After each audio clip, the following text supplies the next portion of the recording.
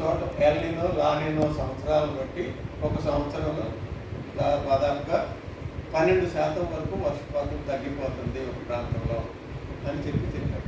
మరి దాని ప్రభావం ఉన్నప్పుడు ఈ అడ్డగోలుగా ఏదో చేస్తున్నాను అనుకుని చేయడం అనేది కరెక్ట్ కాదు. మనం చూసాం ఇక్కడే తెలంగాణలో ఇప్పుడు ఫర్ ఎగ్జాంపుల్ ఈ అన్ని లిఫ్ట్ ఇరిగేషన్ కట్టాడు. లిఫ్ట్ ఇరిగేషన్కి ఎంత ఎనర్జీ కావాలి, ఎంత శక్తి ఉంటే మేము అంత నీటిని పంప్ చేసి తరలించడానికి ఎలక్ట్రిసిటీ బిల్ ఎంత అవుతుంది? ప్రకృతిలో మార్పులు తెస్తున్నాం అనుకుంటున్నాం కానీ దాని భారం సమాజం మీదే పడుతుంది కదా. అంత ఎలక్ట్రిసిటీ బిల్లు తగ్గంత ఆదాయం వ్యవసాయం మీద వస్తుందా? వ్యవసాయాన్ని మెరుగుపరచడానికి వేరే పద్ధతులు లేవా? ఇవాళ వ్యవసాయంలో ఉన్న సమస్య ఏంటి? మీకు నీళ్ళు ఇచ్చినంత మాత్రాన వరి పండించుకుంటేనో ఒక పంట వేసుకుంటేనో రైతు లాభపడుతున్నాడా? రైతులు నష్టపోకుండా ఉంటున్నాడా? టమాటాలు పండించుకుంటే మనం చెప్తున్నారు 2 రూపాయలు 3 రూపాయలు పడుతుంది కిలో అని, మార్కెట్లో 20 రూపాయలు తగ్గలేదు, 30 రూపాయలు ఉంటారు. అలా మరి అసలు బేసిక్గా వాళ్ళకి న్యాయం జరిగే ఏర్పాటు చేయకుండా వాళ్ళకి ధర లేకుండా చేసి నువ్వు ఏమి నీళ్ళు ఇస్తే మాత్రం ఏం చేసుకుంటాడు అక్కడ? పరిస్థితి ఏంటంటే అందరూ బాగా బతకడానికి కావాల్సినటువంటి పరిస్థితులు ప్రభుత్వం ఎలా పాలసీ తేవాలి, అది మోర్ ఇంపార్టెంట్. నీళ్లు లేకుండా కూడా బాగా బతకొచ్చు. ఇప్పుడు ఇజ్రాయెల్ ఉంది, ఇజ్రాయెల్లో కావాలన్నా వాళ్ళకి నీళ్లు రావు, కానీ వాళ్ళు టెక్నాలజీని వాడుకుని లిఫ్ట్ డ్రిప్ ఇరిగేషన్ లాంటివి చేసుకుని వాళ్ళు బాగానే పంటలు పండించుకోగలుగుతున్నారు. అలాంటి టెక్నాలజీ మన దగ్గర కూడా ప్రజలకి ప్రభుత్వం అందుబాటులో తేవచ్చు. నీళ్లు లేనంత మాత్రాన వాళ్ళు వ్యవసాయం చేసుకోకూడదని నేను లేదు కదా. వచ్చిన వాళ్ళ నీళ్ళనే ఒడిసి పట్టుకోవచ్చు. ప్రభుత్వం సహకారం ఉంటే అందరు ఎక్కడ అన్యాయం జరుగుతుందో వాళ్ళకి న్యాయం చేయటం అనేదే ముఖ్యం ప్రభుత్వం చేయాల్సింది. అంతేగాని నదులను మార్చేస్తుంది, ప్రకృతిని మార్చాలనుకోవటం అనేదే రాంగ్ ఐడియా. ప్రకృతిని మార్చేసి న్యాయం చేయటం అనేది సరికాదు. వాళ్ళు ఎవరో తప్పు చేస్తున్నారు కనుక ఆ తప్పులో మాకు కూడా వాటా కావాలనుకోవడం కూడా మనం సరికాదు. ఎందుకంటే నదులు అల్టిమేట్గా మనం నదుల దృష్టితో చూడాలి. నదుల దృష్టితో చూడకుండా నదుల్లో నీళ్లు ఉంటాయా? ఇవాళ నీళ్లు ఉన్నాయని చెప్పి మనం లెక్కేసుకున్నాం. ఇవాళ క్లైమేట్లో మార్పు వస్తుంది, పెను మార్పులు వస్తున్నాయి. ఇవాళ లాస్ ఏంజలస్ నగరమే తగలబడిపోతుంది. అమెరికా లాంటి సంపన్న దేశం కూడా ఏమీ చేయలేని దుస్థితిలో ఉన్నది. మరి అలాంటి రేపు నదుల్లో నీళ్లు ఉంటాయని గ్యారంటీ ఏముంది? 935 నదుల మీద అధ్యయనం చేసిన వాళ్ళు చెప్పారు చాలా నదుల్లో క్లైమేట్ చేంజ్ వలన నీళ్లు ఉండని పరిస్థితులు వస్తాయి.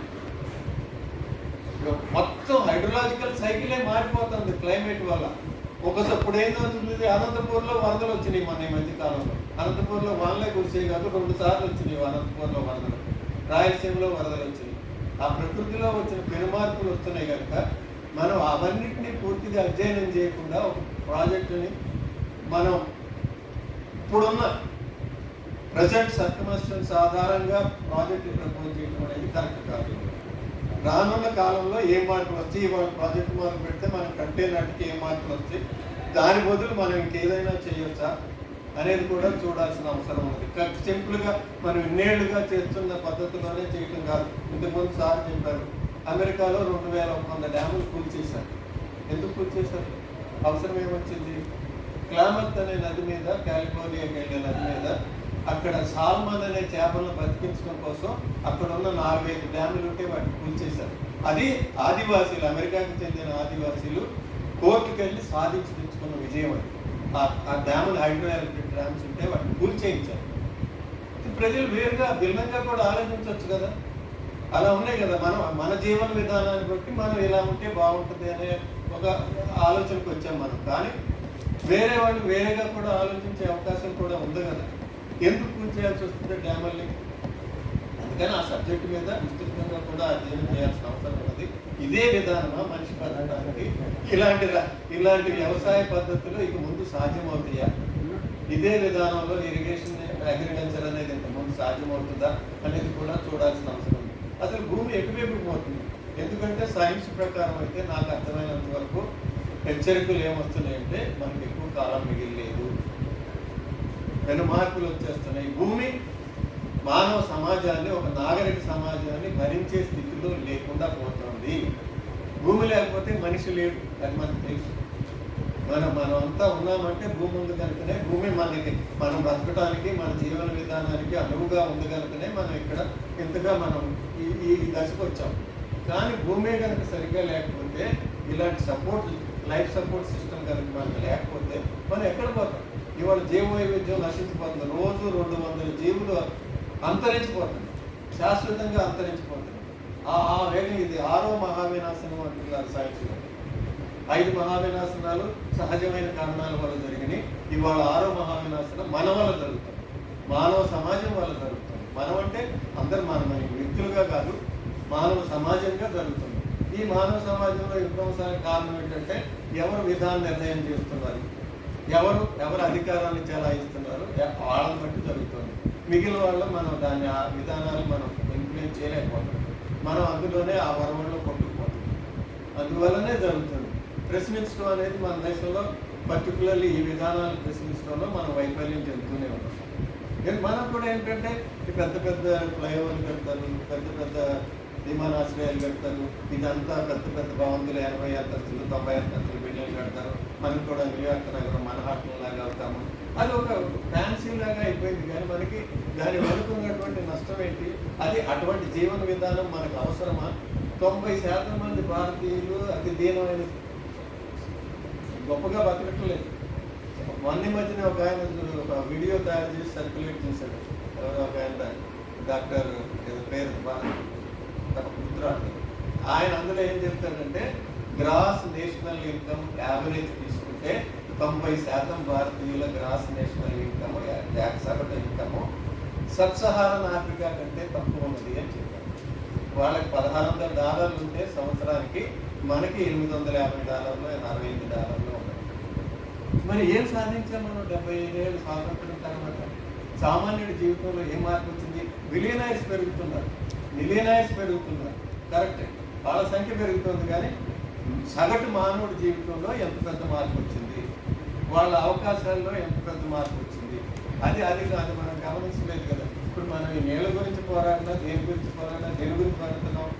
సామాన్యుడి జీవితం, ఆ జీవుల జిల్లాలో నివసించే సామాన్య గ్రామీణ ప్రజలకి ఒక బ్రతుకు తెరువు మెరుగుపడడానికి, వాళ్ళకి స్థిరమైన ఆదాయం ఏర్పడాలని ఉద్దేశంతోనే పోరాటం చేస్తాం. కానీ దానికి ఇది ఒక్కటే కాదు, నీళ్ళు ఒక్కటే కాదు కదా, మొత్తంగా విధానాలు కూడా ముఖ్యమే కదా. ఆ విధానాలు ఉన్నంత కాలం మనం ఏమి తెచ్చినా కూడా వాళ్ళ బ్రతుకులు బాగుపడతాయి. ఇప్పుడు కృష్ణా జిల్లా ఉన్నది, డెల్టా ప్రాంతం ఉన్నది, అక్కడ కూడా రైతులు ఉన్నారు. ఒకప్పుడు బాగానే ఉన్నారు, ఇప్పుడు ఎట్లాగా ఉన్నారు వాళ్ళు? లేరు, అలా లేదు. చాలా మంది చిటికి చాలా గ్రామాలు చూస్తే మీకు అక్కడ శ్మశాన వాటికల్లాగా ఉంది. ఎందుకంటే వయసులో ఉన్న కుర్రవాళ్ళు కనపడరు ఆ గ్రామాల్లో. ముసలి వాళ్ళు 70 ఏళ్ళు బతికినాడు ఎవరు ఉంటే అరుగుల మీద ఎప్పుడన్నా చెదురు మదురుగా కనపడతారు. చాలా మార్పులు వచ్చేసినాయి అక్కడ గ్రామాల్లో. మేము చదువుకున్న ఎలిమెంటరీ స్కూల్ ఇవాళ అక్కడ లేదు, మూత పెట్టేశారు, స్కూల్ లేవు.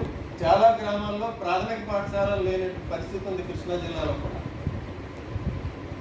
అందువల్ల ఏంటంటే ఈ ఎంచుకున్న అక్కడ ముఖ్యమంత్రి గారు చెబుతున్నటువంటి neo liberal economy, world bank economy ఏదవుతుందో అది గ్రామాలను ధ్వంసం చేసేది. ఒకప్పుడు వెలిగిన గ్రామాలు కూడా ఇవాళ చాలా మృతప్రాయంగా ఉన్నాయి అక్కడ. అదేమీ లేదు. ఓన్లీ ఊళ్ళలో ఏం మిగిలిందంటే చెత్త రాజకీయం మాత్రమే మిగిలింది. వాడి వీడి తిప్పుకొని వీడి వాడి తిప్పుకొని తప్ప ఒక ఇంటలెక్చువల్ కానీ ఒక డిబేటబుల్ సొసైటీ కానీ అక్కడ ఏమి లేదు. పోయింది, మార్పులు వచ్చేసి. ఎందుకంటే అందరూ కూడా మోసపోసినట్టు ఒకే మోనోకల్చర్లోకి వెళ్ళిపోయారు. అంత ఫ్రీ మార్కెట్ ఎకానమీ దీంట్లో పడిపోయారు. మార్కెట్ సొసైటీ, అందుకనే విజయవాడ అంటే మార్కెట్ సొసైటీ అంటే. అందులో మనుషులుగా కాదు, మార్కెట్ సొసైటీగా బతుకుతారు. ఆ మార్పులు మనకు కావాలా? అది కావాల్సినటువంటి అది అభిలషణీయమైనటువంటి పరిణామం కాదు. సో ఇదంతా కూడా ఎందుకు చెప్పాల్సి వస్తుందంటే ఈ అభివృద్ధి విధానాలన్నీ కూడా ఆ ఎకనామిక్ సిస్టంలో నుంచి పుట్టుకొచ్చేవే. ప్రాథమికంగా దాన్ని మార్చకుండా ఇవి మారవు. ఎందుకంటే ప్రకృతిని ఒక వనరుగా చూసే దృష్టి అక్కడి నుంచే వస్తుంది. నదులు కూడా ఒక వనరుగా చూసే దృష్టి వచ్చింది. అసలు నదులు కానీ ఏవైనా కానీ అసలు ఎకనామిక్ సిస్టమ్ అనేది భూమి లేకుండా ఎకనామిక్ సిస్టమ్ ఎక్కడి నుంచి వచ్చింది? భూమి మీద వనరులు లేకుండా ఎకానమీ ఎట్లా నడుస్తుంది? ఎకానమీకి కావాల్సిన కాంపోనెంట్స్ ఏంటి? దానికి ముడి పదార్థాలు కావాలి, శక్తి కావాలి. అవి ఎక్కడి నుంచి వస్తున్నాయి? భూమి నుంచేది. ఆ భూమి ఎంత పెద్ద భూగోళమైనదో భూగోళం కూడా పరిమితమైంది. ఆ భూగోళం మీద ఉన్న వనరులన్నీ కూడా పరిమితమైనవి. ఆర్థిక వృద్ధి చెందుతున్నాం అంటే ఎంతకాలం వృద్ధి చెందుతాం? ఆర్థిక వృద్ధి అనే దానికి ఒక గణిత సూత్రాలు ఉంటాయి. లిమిట్స్ టు గ్రోత్ అని ఎప్పుడో 72లోనే MITలో శాస్త్రవేత్తలు హెచ్చరించారు. ప్రతి వృద్ధికి కూడా ఒక పరిమితి ఉన్నది, పరిమితిని మించి నువ్వు వృద్ధి చెందటం అసాధ్యమని అప్పుడే చెప్పారు. వాళ్ళు 72లో ఇచ్చినటువంటి దీని ప్రకారము మనం ఆల్రెడీ క్షీణ దశలోకి వచ్చేసాం. 2030 వరకు కొన్ని రంగాల్లో మనం ఎక్కుతాం.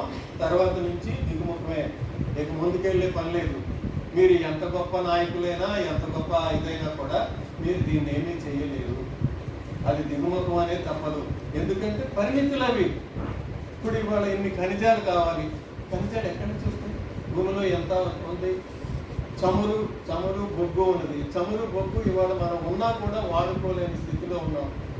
ఇవాళ అమెరికాలో గగ్గోలు పెడుతున్నారు. ఇప్పుడు రాసేది ఏంటంటే అసలు ఈ ఆయిల్ కంపెనీల వల్లనే ఇంత ప్రమాదం జరుగుతుంది, ఆయిల్ కంపెనీస్ ఆర్ క్రిమినల్, వాళ్ళ మీద చర్యలు తీసుకోమని చాలా రాష్ట్రాల్లో వాళ్ళ మీద కోర్టు కేసులు వేస్తున్నారు.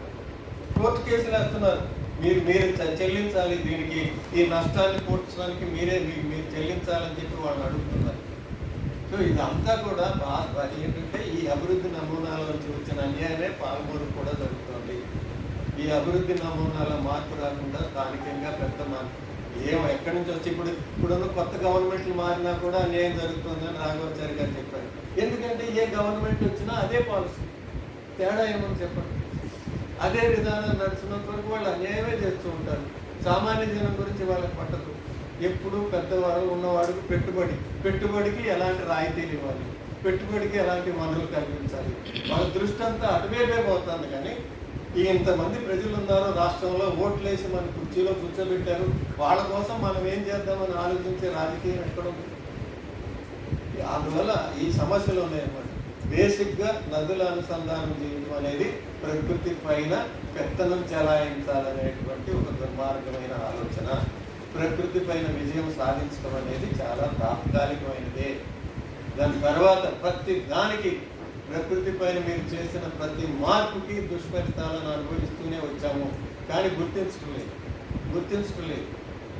గుర్తించడానికి తిరస్కరిస్తున్నాం. ఎందుకంటే మనకి ఇమ్మీడియట్గా మనకి ఎవరికి తగలట్లేదు. తగిలిన వాళ్ళు ఎవరన్నా ఉంటే వాళ్ళు కొద్దిమంది ఉంటారు. వాళ్ళు ఇప్పుడు కొంత నడిచిపోతూ ఉంది. ఎందుకంటే ఎక్కడో చోట ఏదో రూపంగా కొన్ని వస్తున్నాయి, జరిగిపోతుంది. ఒక రకమైన జీవన విధానం నడుపుకోగలుగుతున్నాం. ఇది ఎంతకాలం నడుస్తుంది? ఇప్పుడు చాలా ఫైనల్ దశకు వచ్చామన్నమాట. ఇక రానున్న కాలంలో ప్రతి వాళ్ళకి దాని ఎఫెక్ట్ పడుతుంది. ఇప్పుడు అమెరికాలో ప్రజలు అనుభవించలేదా? ఒక పక్కన మంటలు వస్తున్నాయి, రెండో పక్కన విపరీతంగా మంచు కురుస్తుంది. 7 రాష్ట్రాల్లో పూర్తిగా మంచు కురుస్తుంది. చూడండి డిఫరెన్స్ చూడండి. ఒకే దేశంలో ఒక పక్క తగలబడుతుంది, ఒక పక్క ఏమో మంచు కురుస్తుంది. మన దగ్గర కూడా ఇదే జరుగుతుంది. మనకి ఎక్కువ టైం లేదు. ఇప్పుడు ఇది కూడా చెప్తున్నారు, ఈ ఓషన్ కరెంట్స్లో వచ్చే తేడా వల్ల కూడా మన మాన్సూన్ విఫలమయ్యేటువంటి ప్రమాదం ఉంది. మాన్సూన్ విఫలమైతే ఏముంది? ఎన్ని డ్యాములు కడితే మాత్రం ఏం చేస్తారు? కృష్ణా నదిలో ఆగస్టు వరకు కింద డెల్టా ప్రాంతాలకి నీళ్లు రావట్లేదు. అక్కడ వ్యవసాయం ఆగస్టు దాకా మొదలు కావట్లేదు. ఏముంది? నీరుండి ప్రాజెక్టు నుండి మాత్రం ఏం చేస్తారు? రాకపోతే చేసేదేముంది? సో ప్రకృతి మీద ఆధిపత్యం సంపాదించి మేము ఇంజనీరింగ్ నాలెడ్జ్ ఉంది, మాకు టెక్నాలజీ ఉంది, పెద్ద సిమెంట్ ప్లాంట్లు ఉన్నాయి, కాంక్రీట్ కట్టేస్తాం అనుకుంటే కుదరదు. అది ఎంతో కాలం నడవదు అనమాట. అది ముందు అది గుర్తించాల్సిన అవసరం ఉన్నది. నర్మదాలో ఎందుకు సామాన్య ప్రజలు ఆ డ్యాముని వ్యతిరేకించారు? వాళ్ళంతా అభివృద్ధి నిరోధకులా? వాళ్ళకి తెలీదా వాళ్ళ జీవితాలు ఎట్లా నాశనం అయినాయో? వాళ్ళు ఇంకా అనుభవిస్తూనే ఉన్నారు కదా. వాళ్ళకి న్యాయం జరిగిందా? నాగార్జున సాగర్లో నిర్వాసితులకు ఇంకా న్యాయం చేసామా? మనం చేయలేదు కదా, ఎవరికి చేయలేదు కదా. ఈ ప్రాజెక్టుల వల్ల ఎవరి కోసం కడుతున్నారు, ఎవరికి న్యాయం చేస్తున్నారు అనేది కూడా వస్తుంది కదా. సామాజిక న్యాయం లేనప్పుడు ఈ ప్రాజెక్టుల వల్ల ప్రయోజనం ఏమిటి? ఎవరి కోసం కడుతున్నాము? ఆర్థిక వృద్ధి జరిగిందంటే ఆర్థిక వృద్ధి ఫలాలు కూడా ఎవరికి చేరుతున్నాయి? ఇవన్నీ చూడకుండా ఏదో ప్రాజెక్టులు కడుతున్నామంటే ఇది కొంచెం చాలా సమాజం పూర్తిగా నిలబడి ఆలోచించాల్సిన విషయం ఇది. ఈ అభివృద్ధి నమూనా నుంచి మనం బయటపడాల్సిన అవసరం. మనం బయటపడకపోతే ప్రకృతి మనం బయటపడాలి ఖచ్చితంగా. ఆ రోజులు వచ్చేసినాయి అనేది వచ్చేసి, లేకపోతే మొత్తం మానవ జాతి నశించుకోవాలి. మానవ జాతి బతికిందంటే ఈ ట్రాప్ నుంచి బయటపడుతుంది. అది ఏది నిజమైన జీవనము, ఏది నిజంగా మనిషి బ్రతకడం అంటే భూమి మీద ప్రకృతితో సమతుల్యతతో ఇకలాజికల్ సివిలైజేషన్ అంటే ఏమిటి, ఎంత బాగా బతకవచ్చు అంటే కొంతమంది శాస్త్రవేత్తలు దాని మీద కూడా పరిశోధన చేస్తున్నారు. మన తెలుగు ఒక ఆయన దేశరాజు నరసింహారావు గారు అని ఇప్పుడు ఐఏఎస్ బెంగళూరులో ఉన్నాడు. ఆయన ఏళ్ళలో ఉండగా కూడా ఆయన కొంతమంది జూలియా స్టైన్బెర్గర్ అని కొంతమంది కొన్ని పేపర్లు రాశారు. బాగా బతకడం అంటే ఏంటి, బాగా బతకడానికి ఏం కావాలి, అది ఇంపార్టెంట్. ఇంతకంటే ఇప్పుడు మనం అందరం కూడా ఉన్నాం, అందరికీ కడుపు నిండిన వ్యాపారం, మాకు రిటైర్ అయినా పెన్షన్ వస్తుంది, డబ్బులకి ఏ ఇబ్బంది ఉండదు, బాగానే బతకచ్చు. కానీ ఏంటి బాగా బతకడం అంటే ఎంత ఉంటే బాగా బతికినట్టు, అది కూడా ఇంపార్టెంట్ కదా. అది ఆలోచించుకోవాల్సిన సమయం వచ్చింది ఇప్పుడు. అందరూ కనీసం మధ్యతరగతి స్థాయిలో బతకడానికి కావాల్సిన వనరులు భూమి ఎప్పుడూ అందిస్తుంది. కానీ ఏంటంటే కొంతమంది గ్రీడ్, విపరీతంగా గొప్పగా బతకటం అంటే వాళ్ళు మనం చెప్తున్నారు 1% ప్రజలు ఎవరైతే ఉన్నారో ప్రపంచంలో వాళ్ళకు ఉన్నటువంటి కార్బన్ బడ్జెట్ని ఆల్రెడీ వాళ్ళు దాటేశారు. ఈ సంవత్సరం 25లో వాళ్ళకి న్యాయంగా దక్కాల్సినటువంటి కార్బన్ బడ్జెట్ని వాళ్ళు ఆల్రెడీ 6వ తారీఖు నాటికే దాటేశారు. ఇక ఇప్పుడు వాడేదంతా కూడా మిగిలిన వాళ్ళ వాటా వాళ్ళు వాడేసుకుంటున్నారు. ఇంత అన్యాయం ఉంటే ఈ భూమిని వేడెక్కించేటువంటి కర్బన ఉద్గారాలు చేసే దానిలో వాళ్ళు ప్రధాన భాగం చేస్తుంటే సామాన్యుడు అసలు వాడికి అందులో పాత్రే లేదు. 50% మంది ప్రజలు వాళ్ళు చేసే కర్బన ఉద్గారాలు 7% కంటే తక్కువ. మరి వాళ్ళకి న్యాయం ఎక్కడ జరుగుతుంది? వాళ్ళ జీవితాలు ఎప్పుడు బాగుపడతాయి? మరి ప్రజాస్వామ్యం అంటే మనం గొప్పగా చెప్పుకునే ప్రజాస్వామ్యం అంటే అందరికీ ఒకే ఓటు ఉన్నప్పుడు, ఒకే హక్కు ఉన్నప్పుడు మరి వాళ్ళ పాత్ర ఏది? వాళ్ళ గురించి మాట్లాడినంత వరకు మనం నిజమైన నాగరికులు ఎలా అవుతాం? నిజమైన నాగరికులు అని చెప్పుకోవడానికి మనకు హక్కు ఎక్కడ ఉంది? కాదండి. బేసిక్గా ఇది పాలమూరు అధ్యయన వేదిక లేవనెత్తిన సమస్య అంత పరిమితం కాదు, చాలా పెద్ద సమస్య ఇది. దీనికి సమాధానం విస్తృతమైనటువంటి మానవ సమాజం యొక్క భవిష్యత్తులోనే సమాధానం దొరుకుతుంది. స్థానికంగా దొరికే సమాధానం ఉంటుందని, ఈ ప్రభుత్వాలు అందుకు సిద్ధంగా ఉంటాయని, లోకల్ సమస్యలు తీర్చడం వీళ్ళు ప్రధానంగా తీసుకుంటారనేది మనకి 70 ఏళ్ళుగా మనకి ఎక్కడ కనపడలేదు. ఎన్నేళ్లుగా మీకు పోరాటం చేస్తుంటే ఏమన్నా ఇంత మార్పు వచ్చిందా? ఇవాళ కూడా ఆలోచనలు ఎలా ఉన్నాయి? అందువలన ఈ సమస్యకి ప్రధానంగా మొత్తం రాష్ట్ర వ్యాప్తమైన ఉద్యమం కావాల్సి ఉంటుంది. రాష్ట్ర వ్యాప్తంగా ప్రజలు మాకేం కావాలనేటువంటి స్పృహ కలిగినప్పుడే ఈ రాజకీయాల్లో మంచి మార్పు వస్తుంది. ఆ మంచి మార్పు నుంచి ఏమైనా సమాజానికి భవిష్యత్తు ఉంటుంది అనేది నేను అనుకుంటున్నాను. నమస్కారం. Thank you so much.